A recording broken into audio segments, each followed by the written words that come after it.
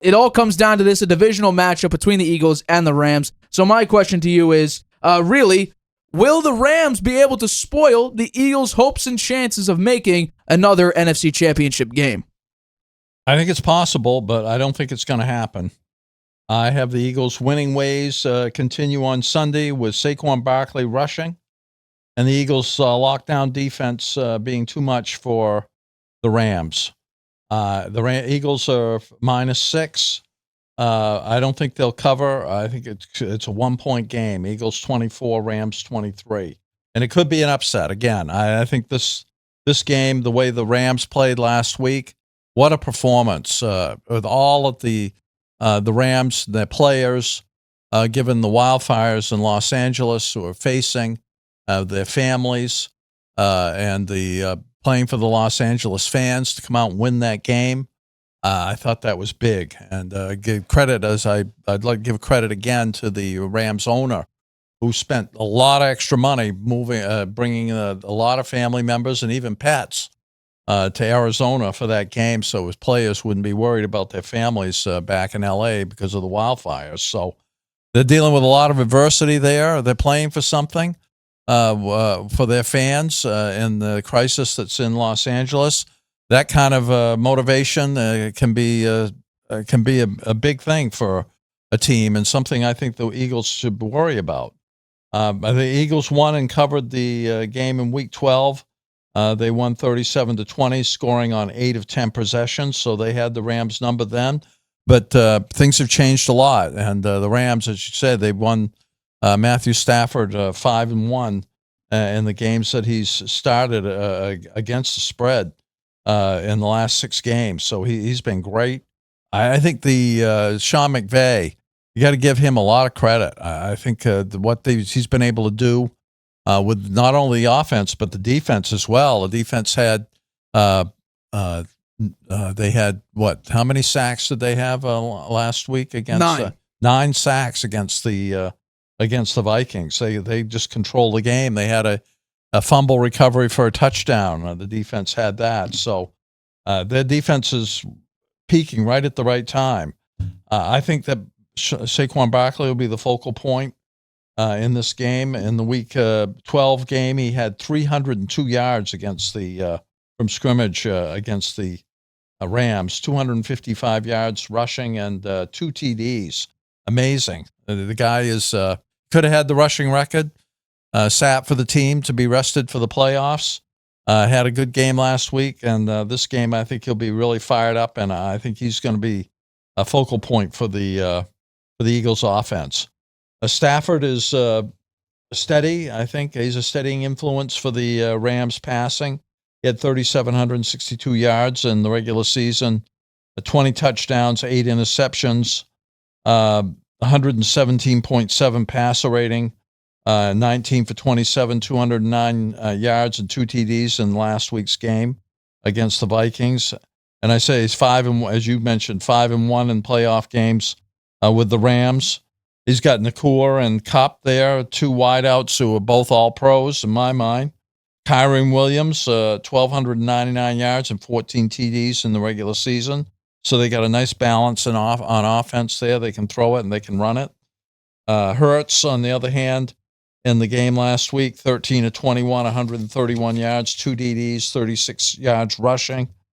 In the playoff win over Green Bay, I think the thing with Hurts is he's not going to hurt you by turning the ball over. This year he's really cut back on the turnovers, particularly after the bye week. I think he only had 1 turnover. That's key because that's been a problem for him in the past, particularly in the red zone. They need to get A.J. Brown going, though. We only have 1 catch in the playoff game. He was busy over on the sidelines reading his book. I thought that was kind of weird, and I think that I don't understand that.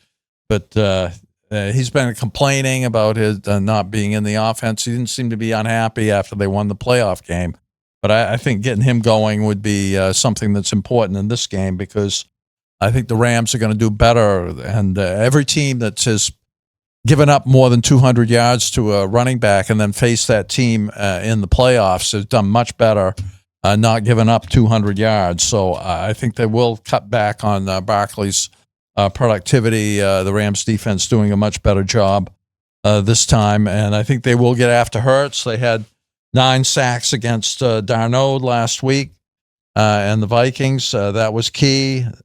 The Eagles defense forced 4 turnovers against the Packers. That's something we shouldn't forget. They led the NFL in turnover margin at plus 17 and points scored off takeaways, 97 over the final 11 weeks of the season. They really turned their defense around. And Nick Fangio doing a fantastic job after the bye week. And I'll come back to my keys to the game after I hear your take. So I think the key for me is, how will Jalen Hurts do if he's relied upon? Because we understand that early in the season, they did a lot of Jalen Hurts, and that's where we saw a lot of the turnovers. Then once Saquon Barkley took off like a rocket, well, then Jalen Hurts' production kind of remained the same, if not dropped a little bit, and the numbers fell off a cliff. So much so, a few weeks ago, or it's probably about a month and a half ago at this point, well, A.J. Brown in the locker room says that the passing game needs to improve. He had an issue with the passing game, which then led to more controversy and whatnot. And they were still winning football games. So if Jalen Hurts is relied upon, this is what's really interesting about this game. In the playoffs, Jalen Hurts, when he wins, I believe he's 3-3 in his playoff career. He averages 135.3 passing yards a game during those wins. He has 4 touchdowns, no picks. In his losses, he averages 270.6 yards per game, 3 touchdowns, 2 picks. So if he's relied more upon in the playoffs, that's where problems come up. So if they could limit, and this is crazy to say because he's getting paid over $50 million a year, limit Jalen Hurts' production on the field and give it to Saquon and let the running game cook, well, then you're probably going to win this football game. But there's actually 2 for me, because the other one would be, how well can you generate pressure against Matthew Stafford? Because this entire season, Matthew Stafford has been the worst quarterback while under pressure. But here's the opposing side of that. The Eagles, I believe, according to next-gen stats, they are currently, and this is ridiculous to believe just because of how good their defense has looked so far, next-gen stats ranks the Eagles as the 28th best defense against quarterback pressure rate. They do not generate any pressure against the quarterback. So if you could somehow, with Jalen Carter and that defensive front, generate pressure against Matthew Stafford, that's where you could capitalize using Quinyon Mitchell or Cooper DeJean, where you actually have a capability, because Matthew Stafford has 13 turnover-worthy plays. It's only 5 big-time plays while under pressure. You could actually generate some offense by hopefully Matt Stafford turning the ball over. And that's where I think the Eagles need to capitalize. Because if Jalen Hurts is relied upon, that's where the issues come up. That's where the losses come up to play. Meanwhile, you take a look at how Matt Stafford has done with the Rams in the playoffs. He's 5-1. I mean, it's ridiculous. And on top of that, I think the Eagles are up against it because the Rams are 4-1 against the spread and 3-2 straight up in road playoff games under Sean McVay. And that's obviously since 2018. They average 25 points a game in those road playoff games. So for me, I am going to take the Eagles in this one, and you've said your score already. So for me, I'm taking the Eagles. I'm taking them to win 28-21. I believe the Eagles do cover the spread because I agree with you. I think Saquon Barkley's going to have a great job running the football. I think the offensive line will be able to hold up. It'll be interesting to see because they have the defensive rookie of the year. The Rams do. And if he could somehow do what he did against the Vikings and basically make Jalen Hurts' life a living hell and make him miss, level throws and stuff like that and have him care more about the deep pass and standing in the pocket and not taking the easy route to a Devontae Smith, which I think could be a very key player in this game because their defense, the Rams' defense, gave up 57 receptions of 20 or more yards during the regular season, which was tied for the 4th most in the league. Well, guess what? If Jalen Hurts can't see that, which he's prone to do, we saw throughout the season, and one of the issues of the offense was that A.J. Brown had is he was open in several portions of certain games, especially against the Panthers, where he had a massive issue with how Jalen Hurts performed in that game. Well, then we're going to see an issue for the Eagles offense. But for me, if you can get Saquon going, and this is the big thing, Saquon's fresh now. They rested him week 18 because of this reason, to be fresh for the playoffs. He had an okay game last week, but but what was shocking in that Packers game was they were horrible on third down. They were garbage on third down in that Packers game. Surprisingly bad. But just because Jordan Love looks like, Anthony Richardson or Kirk Cousins in that game, turning the ball over, left, right, they were able to actually maintain a lead and won 22-10. But if you just look at the teams, they were down to their 4th receiver in that game. And this game was too close to call. So that's going to be my issue for the Eagles. Maintain consistency. Make sure Jalen Hurts is not the only player you're relying upon, even though you do have a Devontae Smith and a Dallas Goedert and a A.J. Brown. Saquon's your guy. Saquon's your guy. And if you can't run the ball effectively, the numbers speak for themselves. Jalen Hurts is 0-3 when he's relied upon in the playoffs. Yeah.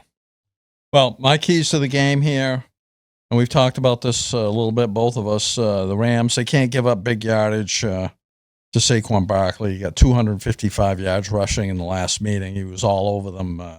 He was the difference in that game by far.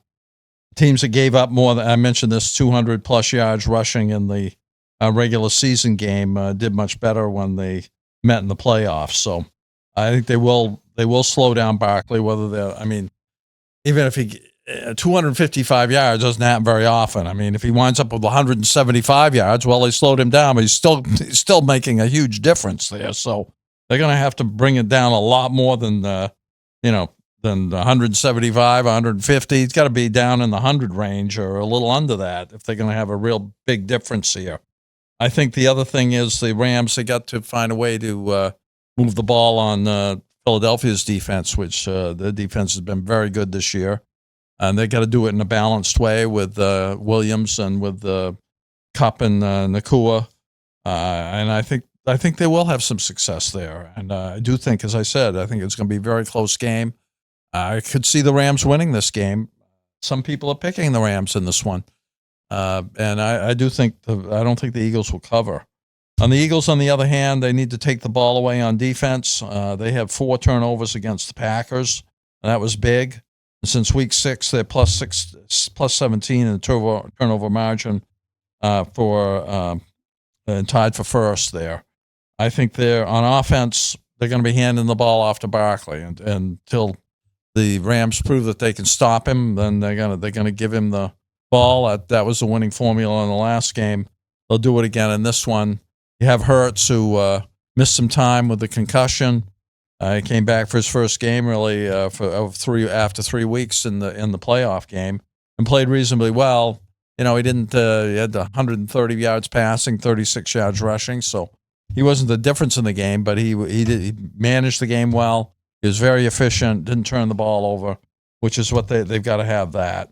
And then the defense has got to be on its game, be locked down, and limit the Rams' passing attack, which has been great over the past 7 or 8 weeks. Nakua especially and Stafford really have a chemistry there and play extremely well together. My X factor here is an interesting one. Devonta Smith against the Rams secondary that gave up 57 receptions of more than 20 yards this season, 4th most in the league. I think Devonta Smith can make a difference. The Eagles having 2 exceptional wide receivers in Smith and Brown. I think Devonta Smith might be the kind of forgotten guy, and they could go to him, and that would make a difference. The reffing crew on this one is Sean Smith. They only had 3 flags for roughing the passer, and also they were light on offensive holding, only 33. Hi, everybody. Thank you for watching this clip of the Harvey Hour. If you want to watch the full show, you can by clicking the eye in the top right-hand corner right now. If you want to take the show with you on the go, it is available wherever you get your podcast. We go live here on YouTube every single Tuesday and Friday at 6:30 p.m. Eastern, so make sure you hit that like button, that subscribe button, and the notification bell to get notified whenever we upload a video and whenever we go live.